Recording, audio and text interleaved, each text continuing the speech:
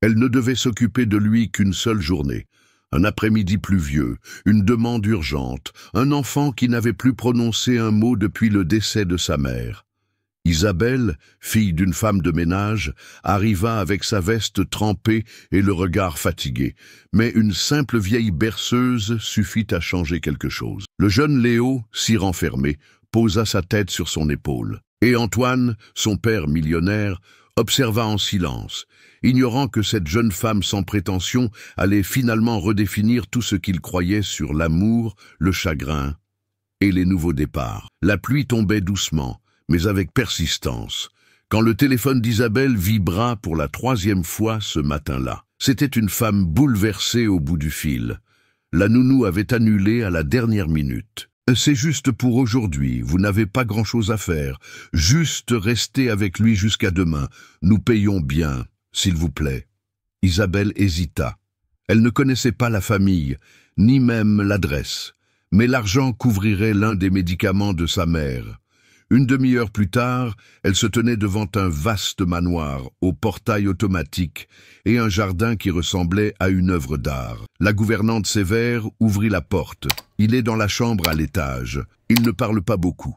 Depuis que sa mère, vous devez juste vous assurer qu'il soit en sécurité. Isabelle hocha la tête. Ouvrant la porte de la chambre, elle s'attendait à des cris, des pleurs. Au lieu de cela, elle trouva le silence. Un petit garçon, immobile, regardant par la fenêtre comme s'il attendait quelqu'un qui ne reviendrait jamais. Isabelle avait toujours possédé des mains petites, mais résolues. Elle apprit très tôt à prendre soin.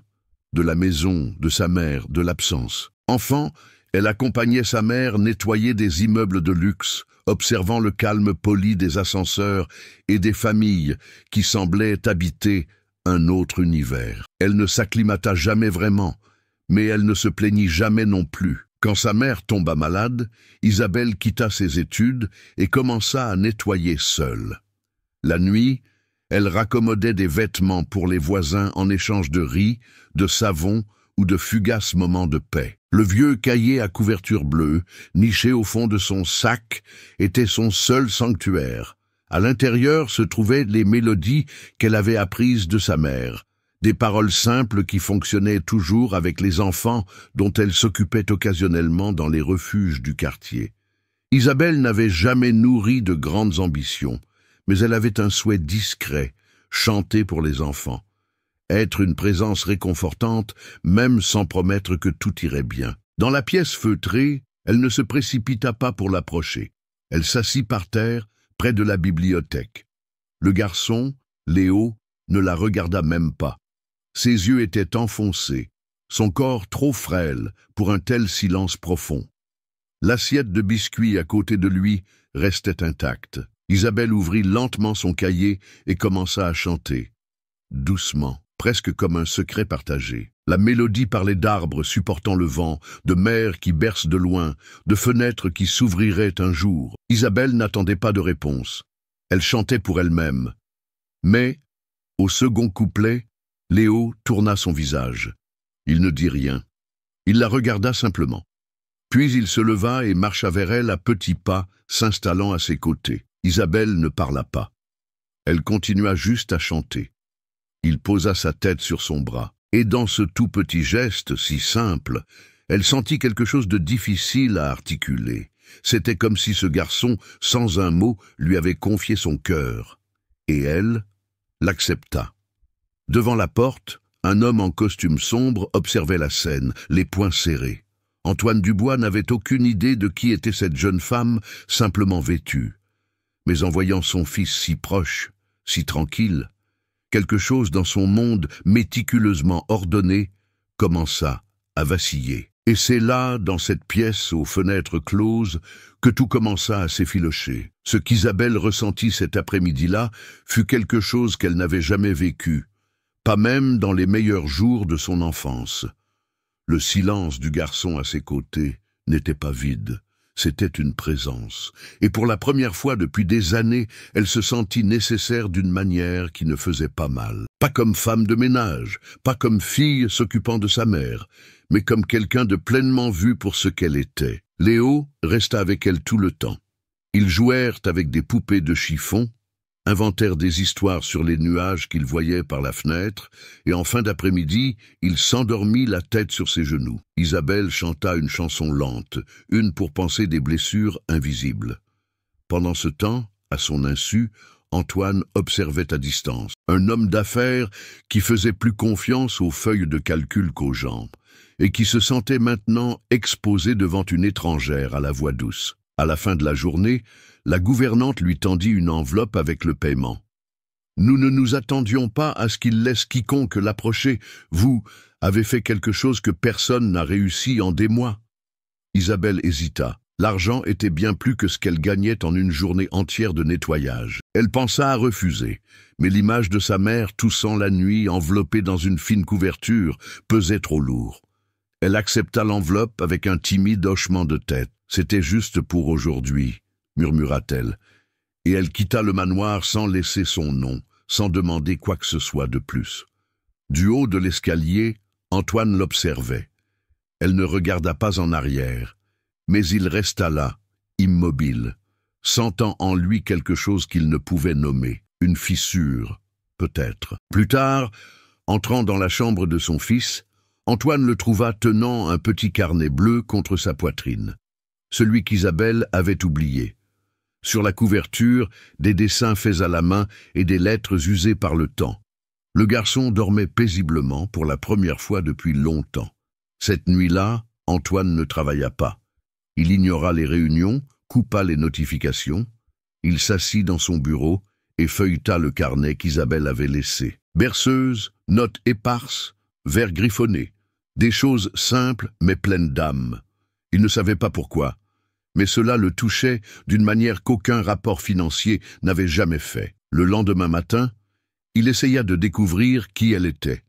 Il demanda à la gouvernante. Tout ce qu'il apprit fut une référence d'une ancienne employée de blanchisserie. Rien d'autre qu'un prénom.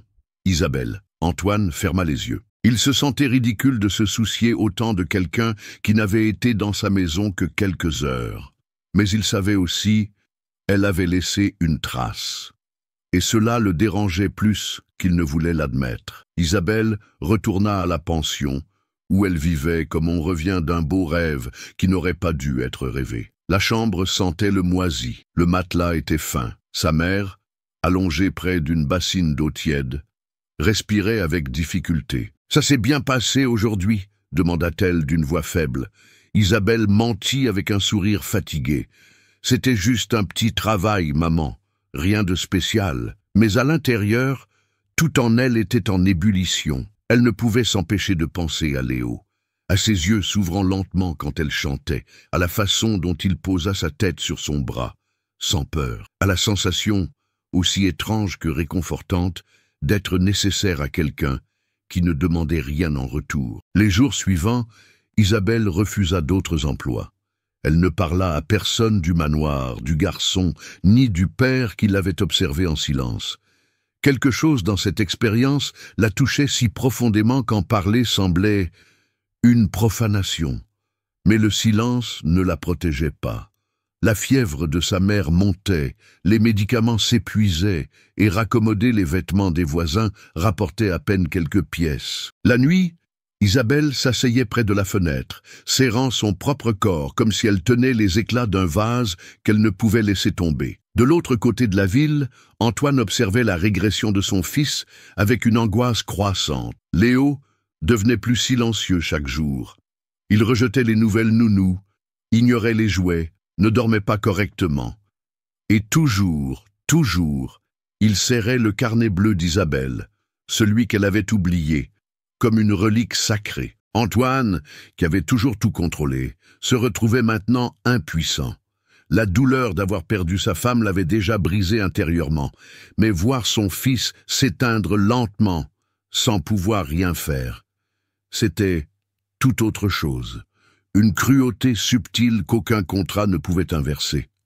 Le matin du 4e jour, il se leva plus tôt que d'habitude et appela son assistant. « J'ai besoin que vous trouviez cette femme. Isabelle. Elle s'est occupée de Léo vendredi. Elle a une vingtaine d'années. Commencez par les quartiers plus modestes. Clinique, école, garderie. Je dois la trouver. » Isabelle, pendant ce temps, lavait du linge dans une laverie commune du quartier. Ses mains rouges à cause du savon, ses yeux brûlants de fatigue. Sa mère avait passé une nuit terrible. La toux était plus sèche, la fièvre plus tenace. Alors qu'elle rinçait des torchons, elle sentit une présence immobile derrière elle. Elle se retourna avec le seau à la main et son cœur manqua de s'arrêter. Antoine, là, en costume, mais sans arrogance, juste, présent, ses yeux fixés sur elle, comme s'il ne savait pas quoi dire. Isabelle se figea. Le sol en béton sous ses pieds semblait fondre. Une partie d'elle voulait fuir, une autre partie voulait rester. « Comment m'avez-vous trouvé ?» murmura-t-elle, dissimulant à peine sa surprise. « Léo, il n'a parlé à personne depuis que vous êtes parti. Il dort avec votre carnet toutes les nuits. Vous avez laissé quelque chose ici, et je n'ai pas pu l'ignorer. » Isabelle se mordit la lèvre inférieure, essayant de contrôler le tremblement dans ses mains. « J'ai juste chanté. Ce n'était qu'un jour, c'était suffisant. » Sa voix était basse mais ferme. « Je voudrais que vous reveniez.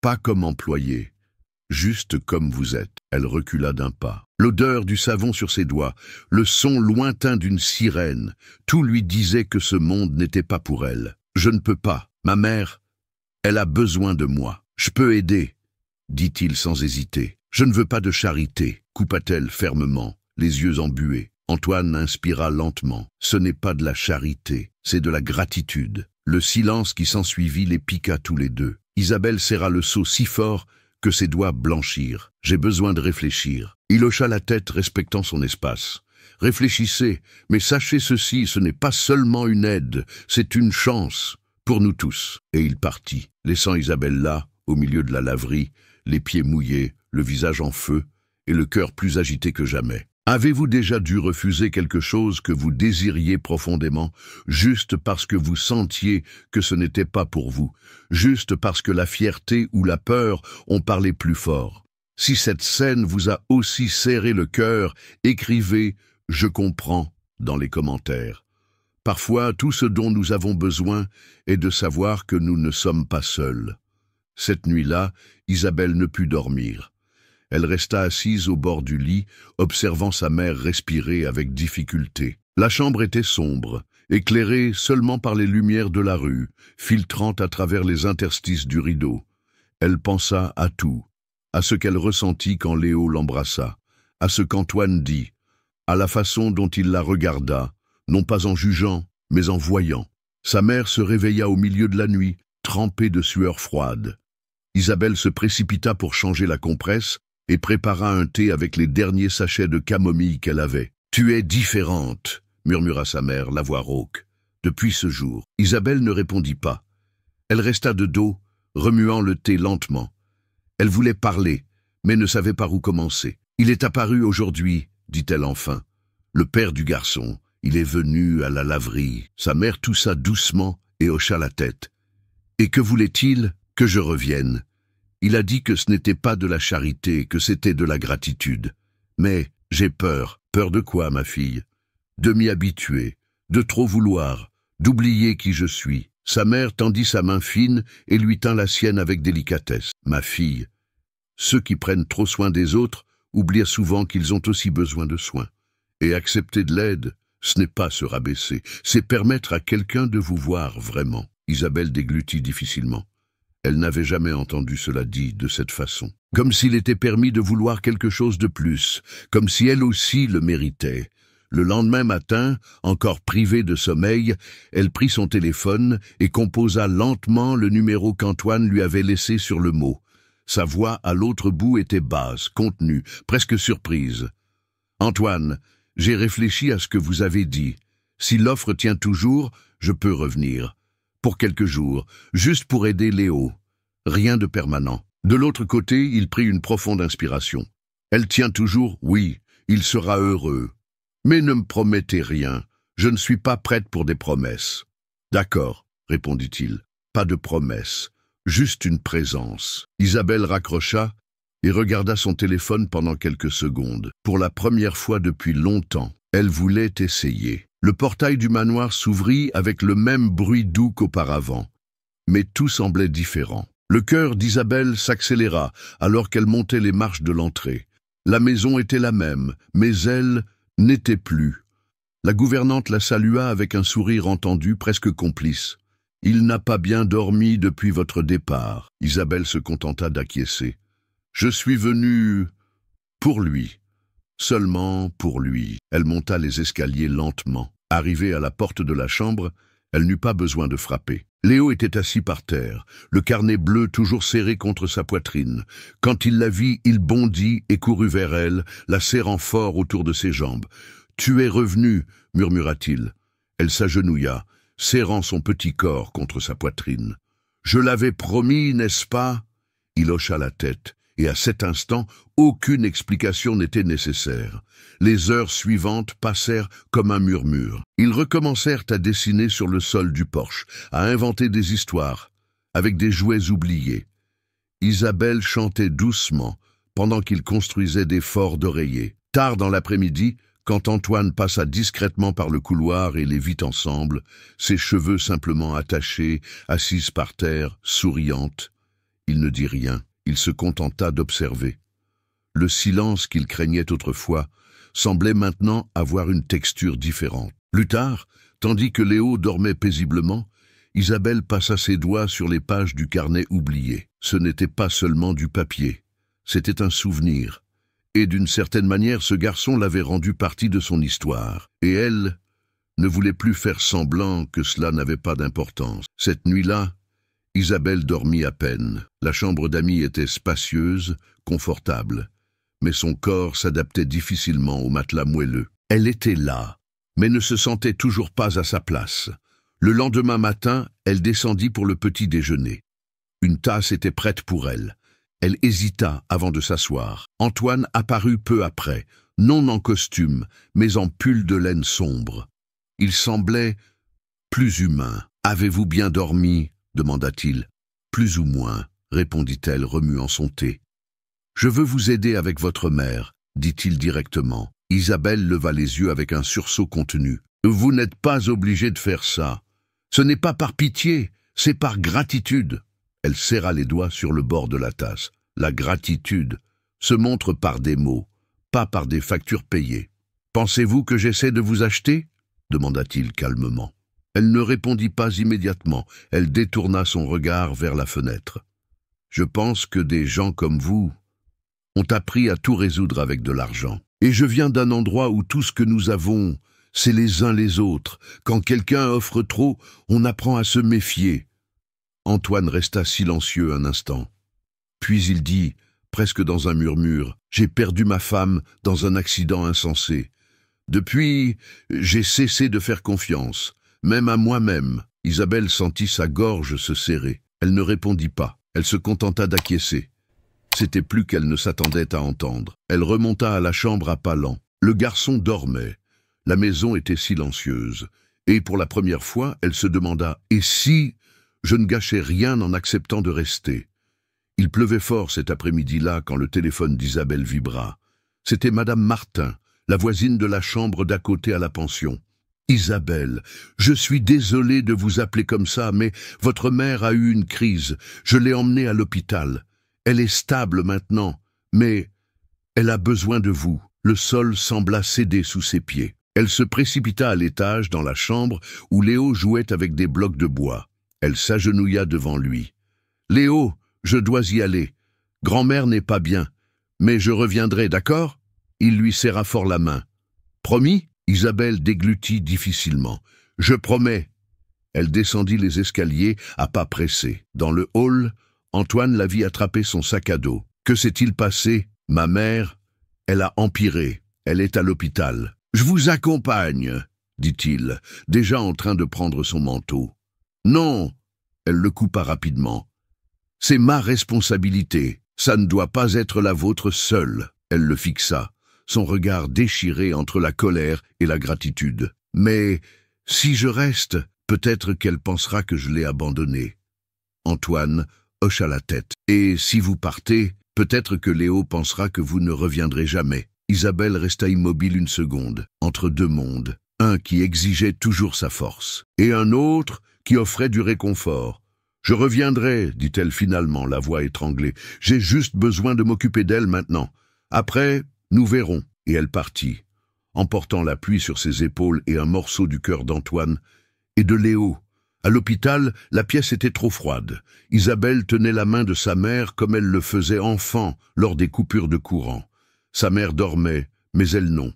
Elle pensait à tout, au garçon qui souriait à nouveau, à l'homme qui commençait à baisser sa garde, à la femme qu'elle devenait sans demander la permission. Le lendemain, en se réveillant dans le fauteuil, Isabelle trouva une petite boîte sur la table de chevet. À l'intérieur, une note manuscrite. Ce n'est pas de la charité, c'est de l'attention. Ah, à côté, une carte avec le nom d'un médecin, l'adresse d'une clinique et un rendez-vous programmé. Sa mère continuait de dormir. Mais maintenant, il y avait une autre chance. En fin d'après-midi, Isabelle prit le métro. Elle arriva au manoir sans prévenir. Ses cheveux étaient attachés, son visage fatigué, et le carnet bleu dans ses mains.